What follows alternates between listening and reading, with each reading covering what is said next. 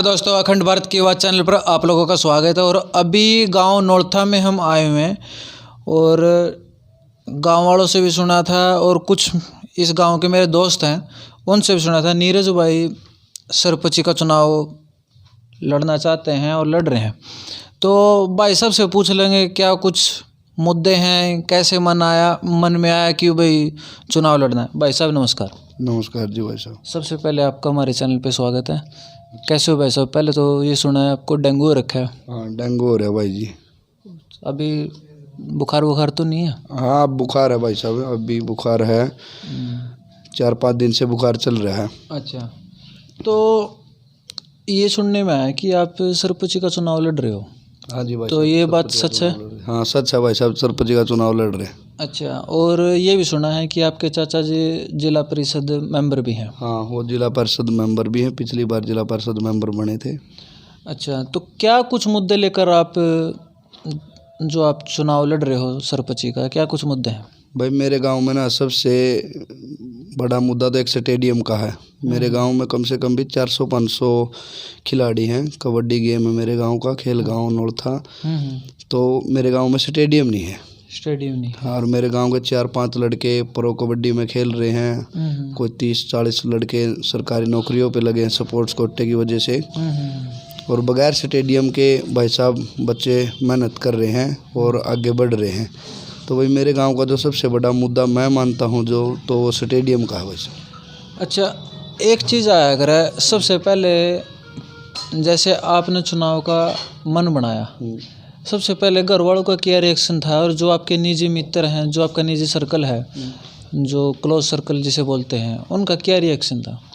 भाई साहब मैंने चुनाव का मन नहीं बनाया अपना, ना घर वालों ने बनाया। हमारा जो संगठन है, संगठन में हमारे गांव के 150 लड़के हैं। शहीद भगत सिंह युवा जागृति संगठन है हमारा। जब चुनाव का डरा हुआ था तो उसके 10-15 दिन के बाद हमारे गांव के जो संगठन है, संगठन के सारे साथी हमारे इकट्ठे हुए एक जगह और उन्होंने कहा भाई संगठन चुनाव लड़ेगा। संगठन चुनाव लड़ेगा? हाँ, और संगठन ने हमारे को मतलब नॉमिनेट कराया है। भाई घर वालों ने इसका पूरा सपोर्ट किया है? घर वालों को तो बाद में पता चला भाई, मतलब नहीं, जब संगठन ने हाँ पक्का कर दिया। हाँ। और जब आप अपना ये विचार लेकर घर पर गए, क्योंकि घर वालों के बगैर तो कुछ भी नहीं है भाई साहब। हाँ, घर वाले पहले भी सपोर्ट कर रहे हैं। पहले चाचा जी जिला पार्षद बने हैं, हर जगह पे सपोर्ट करते हैं हमारे को। घर वालों ने कभी नहीं रोका। जैसे संगठन चला रहे थे, संगठन में सामाजिक गतिविधियों में हिस्सा रखते थे हम लोग, कभी घर वालों ने मना नहीं किया जाने से। तो घर वालों ने भी खुशी जाहिर की, भाई संगठन चुनाव लड़वाना चाह रहे हमारे बच्चे को, तो बढ़िया, बड़ी अच्छी बात है। गाँव में कितनी वोट होंगी? मेरे गांव में 2,500-3 हज़ार वोट है। 2 पंचायत है मेरे गांव में, एक नौलथा और एक नौलथा डुंगरान। मेरी नौलथा डुंगरान पंचायत है। नौलथा डुंगरान डुंगरान, हाँ जी। इसमें अपने 2,500 से 3,000 वोट हैं। 3,000 के करीब वोट। तो जब आप गांव में, वैसे तो गांव के ही हो और ये चीज़ें शुरू से देखते आए हैं, अभी स्टेडियम के अलावा और भी कुछ मुख्य मुद्दे हैं जो? हाँ, और भी बहुत सारे काफ़ी मुद्दे हैं मेरे गांव के। जैसे भाई मेरे गांव में बिजली की समस्या है, जो हर जितने भी गांव में घर हैं सब बिजली का बिल दे रहे हैं। तो हमारे संगठन का प्लान है हम गांव में बिजली फ्री करें। बिजली का पंचायत उसका बिल पंचायत बिल नहीं भरे उसका, हम सोलर प्लांट के द्वारा। अच्छा। हाँ, सोलर प्लांट लगाने की सोच रहे हैं हम गाँव में। संगठन का वही एक मतलब प्लान है। गांव में 75% सब्सिडी दे रही है सरकार सोलर प्लांट पे। हम गांव में सोलर प्लांट लगाएं और गांव को बिजली फ्री दें हम। बिजली फ्री दें। हाँ, और एक दूसरा मुद्दा हमारा जो है, हमारे गांव में जो सरकारी स्कूल है हम उसमें शिक्षा फ्री देना चाहते हैं। अपने गांव के लड़कियों का स्कूल है मेरे गाँव में, +2 तक का इतना अच्छा स्कूल है। उस स्कूल में सारे जितने भी टीचर हैं सारे लेडीज टीचर हैं और बड़े बढ़िया रूम है, बड़ा बढ़िया पार्क है, ग्राउंड है। मतलब इंफ्रास्ट्रक्चर बहुत बढ़िया है स्कूल का। उसमें बच्चे पढ़ नहीं रहे, प्राइवेट सेक्टर में ज़्यादा बच्चे जा रहे हैं। प्राइवेट स्कूल में ज़्यादा झुकाव, सरकारी स्कूल में बच्चे नहीं पढ़ रहे। अगर हमारा नंबर लग गया पंचायत का, मतलब सरपंच का चुनाव हम जीते, हमारा संगठन है जो गांव में जितनी भी गांव की लड़कियां हैं, हम अपने गांव की लड़कियों को गांव के स्कूल में भेजें। सुरक्षा की दृष्टि से भी सबसे अच्छा मतलब हमारा गांव, अगर लड़कियां हमारे यहाँ पढ़ेंगी सुरक्षा की दृष्टि से देखें तो सबसे बेस्ट है। क्योंकि जेंट्स तो टीचर है नहीं स्कूल में, सारे लेडीज हैं। लेडीज को लेडीज और जेंट्स को जेंट्स। तो शिक्षा हो गया, चिकित्सा हो गया, मेरे गांव में हॉस्पिटल है, उस हॉस्पिटल का मेरे गांव के लोग फ़ायदा नहीं उठा रहे। क्यों डॉक्टर कभी आ रहा है नहीं आ रहा है, पंचायत उसकी तरफ ध्यान नहीं दे रही है। हमारा ये भी मुद्दा है भैया, हमारे शिक्षा फ्री, चिकित्सा फ्री, पानी फ्री और खेल, बच्चों को खेल फ्री। अच्छा भाई साहब, 4-5 मुद्दे हैं जिन पे हम मतलब हमारा संगठन काम करेगा, न कि अकेला मैं काम करूँगा। हाँ, मैं नहीं, हम काम करेंगे। अच्छा एक चीज़ भाई साहब, मैं छोटे इलेक्शन से बड़े इलेक्शन में हर एक इलेक्शन में देखता आया हूँ ये चीज़, और छोटे तक मैं इतना हो गया हूँ, 25-26 साल उम्र हो गई है मेरी। एक चीज़ मैं देखता आया हूँ कि भाई छोटा इलेक्शन हो बड़ा इलेक्शन हो, इलेक्शन से पहले तो डोर टू डोर कैंपेनिंग होती है, लोगों से मिलना मिलाना होता है। और यदि कहीं की भी बात है, ये एक कोई एरिया की और किसी नेता की, छोटे नेता की, बड़े नेता की बात नहीं कर रहा, यदि उसको वहाँ की जनता उसको मौका दे देती है, फिर उससे मिलना बहुत मुश्किल हो जाता है। और सबसे पहले तो इलेक्शन से पहले तो जहाँ का कैंडिडेट है, जो भी नेता है, इलेक्शन से पहले वो हाथ जोड़ता है और इलेक्शन के बाद लोगों से हाथ जुड़वाता है। हाथ जुड़वाने 2 तरीके के होते हैं, एक तो मैं मान सम्मान में आपके आगे हाथ जोड़ूं, और एक मैं मजबूरी में आपके आगे हाथ जोड़ूं कि भाई साहब काम है हमारा, ये काम करवा दो। तो इस पर आपका क्या कहना है? भाई साहब ये चीज़ प्रैक्टिकली है, ये मैं बहुत प्रैक्टिकली है भाई साहब। ऐसा होता है 2012 से मतलब हमने संगठन ज्वाइन किया था, ये शहीद भगत सिंह युवा जागृति संगठन है जो कुछ युवकों ने मिलकर बनाया था। 2012 से हम लोग गांव के मतलब लोगों के काम कर रहे हैं जी। किसी ने भी हमारे को काम बोला है, हम लोगों के काम आए हैं, किसी को मना नहीं किया है, कहीं कैसा भी काम हो। और आगे भी ये नहीं है भाई हमारा लक्ष्य सरपंच बनना है, हमारा लक्ष्य सरपंच बनना नहीं है। हम पद की लालसा नहीं है, प्रतिष्ठा की लालसा नहीं है, पैसे की लालसा नहीं है। समाज के काम तो पहले भी करे। सामाजिक गतिविधियों में हिस्सेदारी रही है संगठन। एक मैं नीरज आर्य नहीं है, 150 लड़के हैं। अगर मैं अच्छा काम नहीं करूँगा दुत्कार देंगे मेरे को, बिल्कुल काम नहीं करने दे। मतलब अगर मैंने काम नहीं किया ना तो मेरे को मान ले संगठन से निकाल देंगे, या मान ले जैसा भी। ये नहीं है कि भाई मैं काम नहीं करूँगा तो अगर मेरे को वो अपने साथ में रखेंगे, नहीं, ऐसा नहीं है। हमारे जितने लड़के हैं सारों की मतलब सोच है भाई गाँव के लिए विकास करना है, गाँव को आगे बढ़ाना है। ये नहीं है कि भाई सरपंच बन गए पैसा खा लिया। पैसे की इतनी भूख है नहीं, अपने पास काम धंधा है। अच्छा 2 ढाबे हैं मेरे, पहलवान ढाबा, टोल टैक्स है जो डार टोल टैक्स है उसके पास मेरे 2 ढाबे हैं, पहलवान ढाबा। अच्छा मतलब काम धंधा बढ़िया सेट हो रहा है, कोई सिस्टम मतलब इतना भी नहीं है कि भाई हमारा नहीं, मतलब एक हिसाब सर की बात होया करे, तो ठीक है मतलब की चीज हो है और एक हिसाब की चीज हो, 2 डाल की चीज हो है। हाँ मतलब जरूरत पूरी हो रही है हमारी, मतलब हिसाब सर सारी चीज ठीक है। हाँ ठीक चल रहा है हिसाब सर।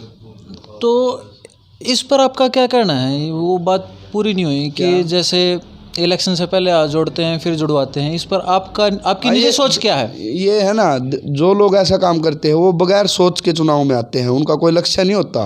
कोई जैसे मान ले सरपंच का चुनाव है, एक बड़ा कुनबा है, उसमें से एक परिवार नॉमिनेट कर दिया कि भाई ये लड़ेगा, उसने मतलब ही नहीं है, उसकी सोच नहीं है, उसकी कोई विचारधारा नहीं है कि भाई गाँव के लिए क्या करना है क्या नहीं करना है। तो जो ऐसे लोग चुनाव में आते हैं और वो चुनाव जीतते हैं तो उन लोगों की ऐसी सोच होती है। क्योंकि इससे ना राजनीति से, चुनाव से आज के टाइम अब तो थोड़ा सा जो युवा सोच है वो थोड़ी एक्टिव हो चुकी है। नहीं थोड़ा इससे पहले जाएं, थोड़े टाइम पहले जाएं तो बस ये लोगों का ये कहना होता था वोट ही तो डालनी है। और क्या करना है, मतलब वो अपनी मतलब सोच नहीं रखते थे कि भाई कैसा नेता होना चाहिए, कैसा सरपंच होना चाहिए। अब तो युवा के ऊपर ज़्यादा ध्यान होने लग गया कि युवा ही होना चाहिए। तो इस पर आपका क्या कहना है? भाई युवा जैसे जितने भी सरपंच कैंडिडेट खड़े हैं मेरे गांव में 8-9 कैंडिडेट खड़े, सबसे युवा मैं हूँ। हमारे संगठन ने जो नॉमिनेट किया सबसे युवा कैंडिडेट मैं हूँ। और हम लोग गांव में जा रहे हैं, वोट मांगने जाते हैं, ऐसे मिलने जाते हैं, लोग अच्छा प्यार दे रहे हैं, सम्मान दे रहे हैं और बोल रहे हैं भाई आगे बढ़ो, हम तुम्हारे साथ हैं। आगे भाई उन लोगों की हमारे से आस जुड़ी हुई है। उन लोग क्यों 8-10 साल से लोगों के बीच में थे, वो लोग पहले भी बोलते थे भाई मतलब चुनाव लड़ना है या और कुछ काम करना है, इन जैसे ये ऐसे लड़के आगे बढ़ने चाहिए। तो अब मौका मतलब संगठन ने दे दिया और गांव देखते हैं अब गांव किसको मौका देगा, हमारे को देगा तो हम लोग अच्छे काम करेंगे।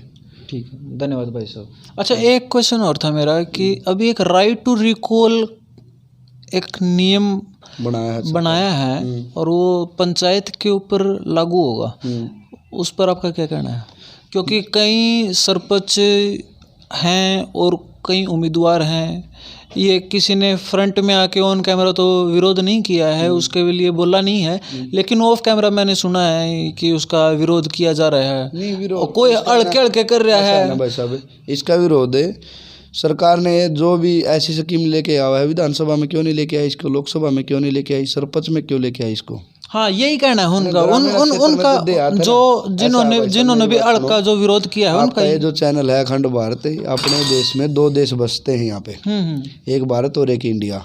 जो इंडिया है वो शहर में बसता है, और जो भारत है वो देहात में। हाँ जी। हमेशा इंडिया है ना भारत का शोषण कर रहा है। जो देहात में लोग है ना, जो देहात में लोग बस रहे हैं, उनका शोषण। कानून व्यवस्था सारी उन्हीं लोगों के लिए, शहर के लिए कोई कानून व्यवस्था नहीं है। जो भी ये जो आप बोल रहे हो ये कानून बनाया है, ये देहात के लिए है।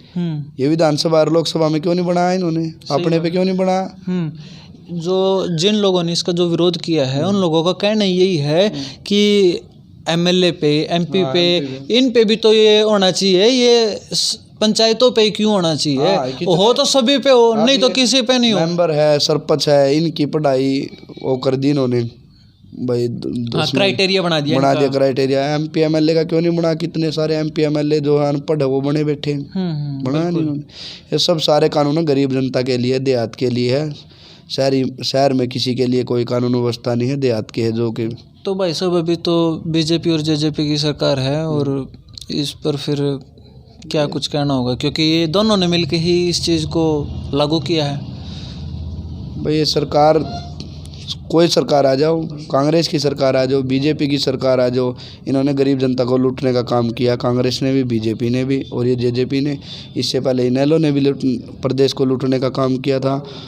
हाँ, अब देखते हैं प्रदेश में युवाओं में जागृति है। कोई विकल्प अगर हरियाणा को मिलेगा तो देखते हैं कोई प्रदेश को अच्छा नेतृत्व मिले और प्रदेश। वैसे मैं जो आपसे अभी बातचीत हुई है, मेरा इसमें मेन जो हरियाणा सरकार है उसके ऊपर कोई कटाक्ष करने का नहीं था, लेकिन जो राइट टू रिकॉल नियम लागू हुआ है इस पर मुझे आपसे आपकी टिप्पणी लेनी थी।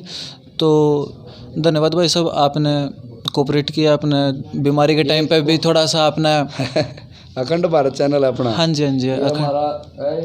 भाई ये जो है ना, जो आपका चैनल अखंड भारत है, ये हमारा जो आर्यवर्त देश है, ये महाभारत कालीन के समय हमारा ये देश हुआ करता था, और आज ये हमारा देश घट घट के क्या रह गया है। ये एक संगठन है, राष्ट्रीय आर्य निर्मात्री सभा, बहुत बड़ा संगठन है ये। मतलब इस संगठन ने पहल कर रखी है, वही लक्ष्य बनाया है, हम इसको ऐसा बनाएंगे।